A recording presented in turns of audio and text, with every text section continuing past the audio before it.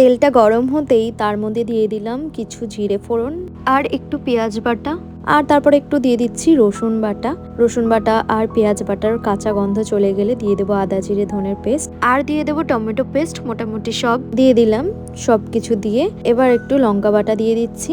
দেওয়ার পর ভালো করে কষিয়ে নিতে হবে। মশলাটা ভালোভাবে কুক হয়ে এলে আমি সেদ্ধ ডুমুর আর আলুটাকে এই মশলার মধ্যে দিয়ে দেব। এবার ডুমুরটাকে ভালো করে নেড়ে ছেড়ে তাতে দিয়ে দেব স্বাদ মতো লবণ আর দেব পরিমাণ মতো হলুদ গুঁড়ো দিয়ে এবার ভালো করে মশলার সাথে ডুমুরটাকে কষিয়ে নেব। কিরে, ডুমুরের ফুল হয়ে গেলি তো?